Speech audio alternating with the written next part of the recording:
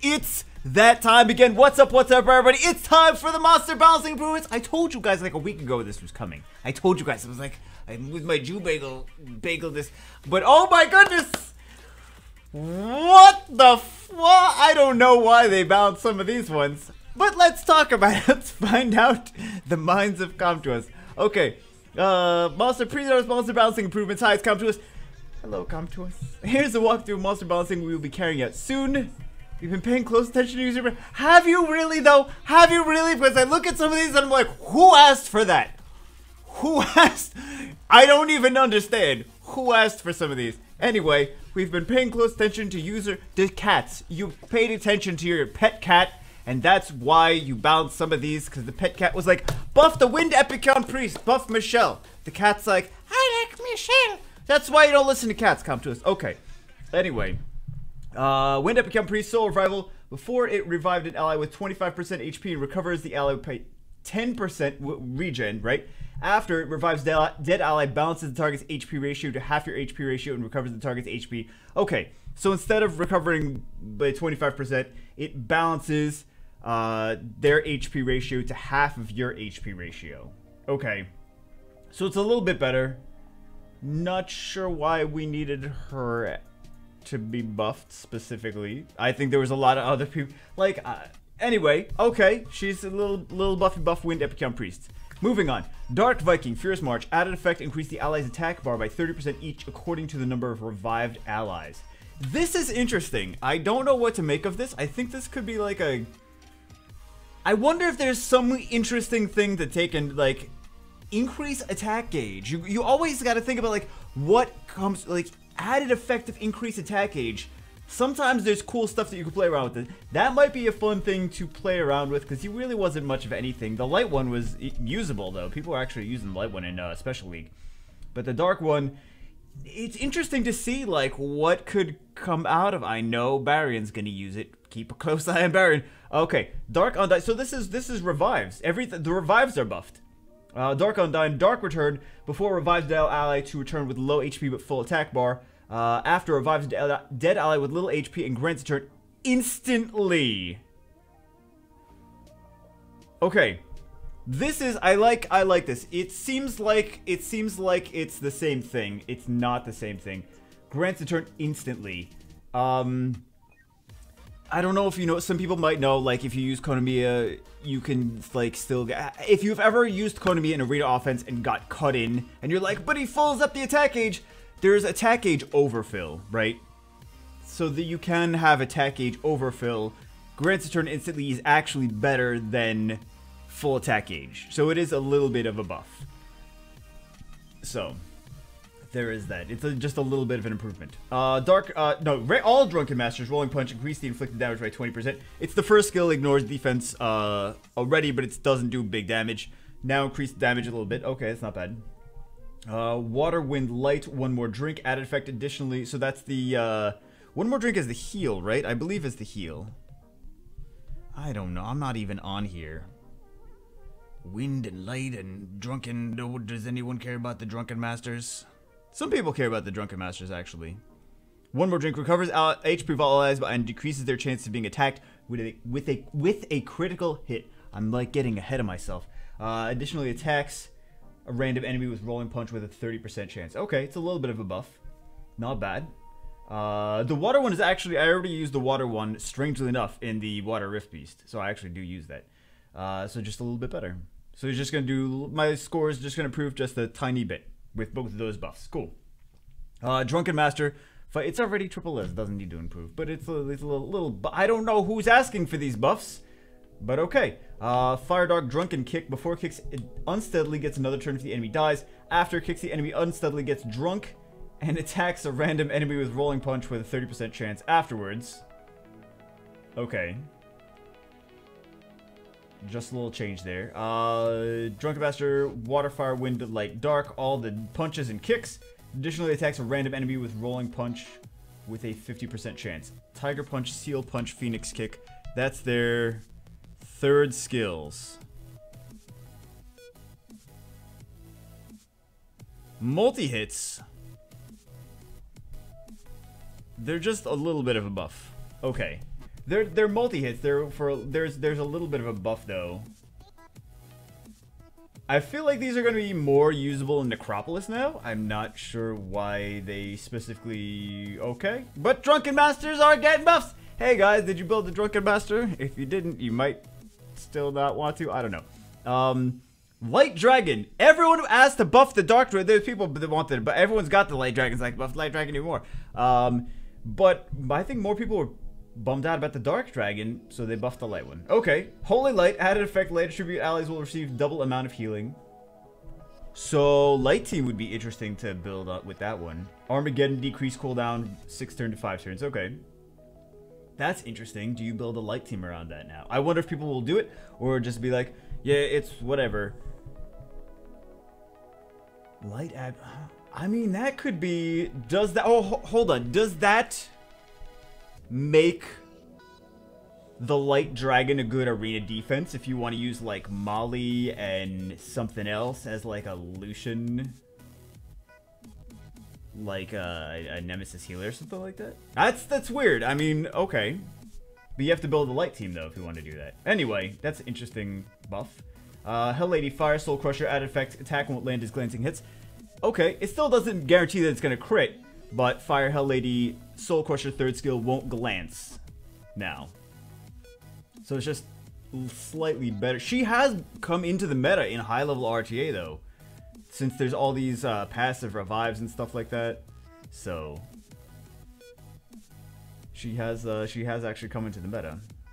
Not very often, but she's there a little bit. Hell Lady Light Crumble, harmful effect activation rate up to 100%. Okay. A little bit of a buff. Sea Emperor, Light Holy Ground, added effect, increases immunity up to 3 turns proportionate to number of harmful effects removed from each ally. This is nice. Increases immunity 3 turns proportionate to number of harmful effects removed. So invincibility still only the 1 turn, but immunity up to 3 turns. I did say a while ago, I was like, the Sea Emperor, the Light Sea Emperor seems like, I mean, there's other stuff that like, if you look at Chloe compared to him, like, it seems like he should be a little bit, he needs a little bit of a buff. So at least this is a buff. I don't know. What you guys think that have the Light Sea Emperor? I mean, of course you're going to be excited about it. At least it's a buff for him. But do you think that this is a good balance, a good level of buffs? Phantom Thief, Water, oh, Phantom Thief buffs. Phantom Thief buffs. Here we go. Water Light, Arrest, before, okay, so this is second skill. Before it randomly attacked up to 3 times decreases attack speed. After attacks the enemy target to decrease attack speed for 2 turns, stuns the target for 1 turn with an 80% chance each. So decrease attack speed and stun. It's not random anymore. Okay. Phantom Thief, Fire, Wind, and Dark Surprised Visit. Ignores all damage reduction effects. Okay. Fire, Wind, and Dark. Second skill, Surprise Visit. It's a decent multiplier. It does damage and it stuns. Ignores all damage reduction effects. What are damage reduction effects? That's invincibility. That's shields like Wusa's shield. That's also the Light Lich, which is very used a lot in arena defense. So now maybe think about that. If you don't have, like the Dark Neostone Fighter does it. The Wind, either Shakam or the Boomerang, one of the Wind girls does it. Actually, if they team up together, they both do it, don't they? I forget which one specifically does it, but yeah, ignores damage reduction effects. That's going to ignore the and Rena too. So against Rena, against the Light Lich too. So that's gonna be nice. So consider building maybe a Phantom Thief against those for maybe Rush Hour. Just stick in somewhere for Rush Hour. Might be nice if you don't have other stuff. Fire. Phantom Thief Old Grudge passive add effect increases your attack bar by 50% when the enemy target is stunned or defeated after an attack. So it gets more turns. Is that going to be good? Does that mean we use him? Stunned or defeated after an attack. I don't know if that makes me want to use him. I think the ignore damage reduction effects on the Fire, Wind, and Dark ones make me more likely to build it because arena defense is going to have those damage reduction effects. It's not going to go through Camilla's passive, by the way, guys. It's just going to go through like the shields and the shields and the invincibility. When Showtime decreases cooldown time by 1 turn, 6 turn to 5 turns. Okay. Light Phantom Thief. Hold on. Light Phantom Thief. Add effect decreases the cooldown time of illusion magic for 3 turns if your HP is... Decreases cooldown time of illusion magic for 3 turns. By 3 turns? So you can constantly be giving yourself invincibility over and over and over again? If your HP is 50% or lower. So... You can constantly... That's what it sounds like it's saying. What is the cooldown already? Like, well, yeah, but that's interesting. Okay, I'm interested in that. Might be interesting. Phantom Thief, Dark Elaborate Plan passive. Before increases your critical damage by 50 and 50% decrease the chance of receiving critical hit by 50%. After increases your critical damage by 50%, increases the chance of receiving a glancing hit by 30 and gains invincible effect for 1 turn if you're attacked with a glancing hit. Invincible every time you're landing glancing hit. That's... So he's a ghetto light lich. Interesting. If you're attacked with a glancing hit. So it's not decreased chance of receiving a critical hit, it's increased chances of getting a glancing hit. He's invincible. That's weird, like... That's weird. I'm trying to think, like... I don't know if that makes him, like, me want to build him or not. I gotta think about it, Okay. Interesting. Wind Chimera, Lightning Strike, inflicts damage proportion to your attack power, inflicts damage proportion to now your attack power and attack speed. Okay, just makes the Wind Chimera a little bit better. Pioneer, Wind Pioneer, Lightning of Cycle. If you defeat an enemy with your first attack, the damage inflicted on other enemies will be increased by 30%. Nice, because they nerfed him and they buffed him at the same time. Like, they buffed the Wind Pioneer to be regardless of if you kill it or not, he's going to still do the damage. Now he's just been doing the damage, like the splash damage regardless, but they nerfed the damage of it, which ignored defense anyway. But now he's going to increase the damage by 30%. That's gonna be... I'm one of the only people that uses the actually uses the Wind Pioneer. I do use it. He's not skilled up, but I do use him. I use him in a turn 2 cleave team with Zyros and Galleon. So that's interesting. I like that. I wonder if I use him for arena offense now, because he's still not even a bad unit.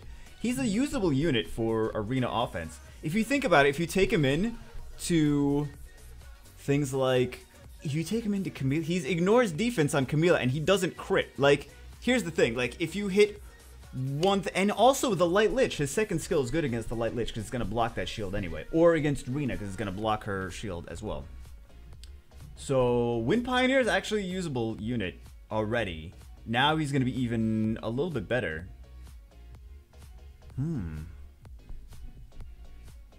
Increased by 30, but it doesn't increase the initial damage. It just increases the splash damage by 30%. So, I mean, you could use him against, like, a squishy main target, and then the Camilla and the Rakan are going to take, basically, ignore defense damage that does not glance. So... Not a lot of people are using him as much as I think he could be used. I wish I had scalps for mine. I need scalps for everyone, but I think he could definitely be used. So I see some that are usable for like arena offense for Rush Hour, or maybe that's just my mentality right now. Oh, leader skills. Hold on, leader skills. Water, HP, and guild battles. Not excited about that. Don't care. Fire, attack power, guild battles, wind, leader skills, accuracy. Who has the speed? Light Drunken Master is speed, 16 in guild battles. You might actually start to see those every so often, because speed is king. Only 16% though, but it's better than nothing. Then what do we have? The Frankensteins. Hold on. Fire Frankenstein's defense increased by guild battles. Fire Frankenstein, bro! Fire Frankenstein. That's the best. That's the best buff in the entire. That's all you had to do was Fire Frankenstein, leader skill, defense. Boom, guild battles. I mean, that's it right there. That's it right there. What else? Everything else is defense, resistance, HP, guild battles. Resistance isn't even a real stat anyway. Hey. Necropolis. What is this? Fix issues, some skills that... okay, so just skill error modifications. Right, nothing too crazy. The Fire Frankenstein leader skill? The light Drunken Master leader skill I think are interesting. But I mean, like, is this the patch that we were like waiting for? Is this the patch that we wanted? Is this the patch that we were getting hyped for? Like, oh, is it like Comtua's gonna change things, or they're gonna give us a good patch now? Cause they're looking at all the people that are going to play other games. They're gonna give us a good patch. They're gonna change the meta. Nope. Never mind. Not happening. Okay. I mean, there's some things are buffed, some things are fun. The Phantom Thieves might be interesting to play with now. I mean, I already built them. I already built all of them. I already built all of them. I have every Phantom Thief. I just realized that. I have all 5 Phantom Thieves. So I will be playing with them. I guess that's the thing that I'm most excited about. The Pioneer is good. Little buffs here and there for things, but I don't know, man. I was hoping for something meta changing, and the best thing we got here is the bulldozer leader skill. I feel like. What do you guys think? I think a lot of people. I know. A lot of people are gonna be like kind of bummed out. They're gonna be like, my thing didn't get buffed. My thing didn't. Where's the Daphnis? Jesus! Oh my goodness! Why? Why no Daphnis? I still okay. Well, unsummon all my Daphnis. Just don't. Why is he even in the game? anyway, again, like, dude, Jamaica doesn't like Daphnis. Okay, he's good for TOA hard bosses. And he's good for TOA hard bosses. Anyway, guys, that's it for this one. Let me know how you feel in the comments below. I will see you as always in the next one with an all Phantom Thief team for every single everything in Summoner's War.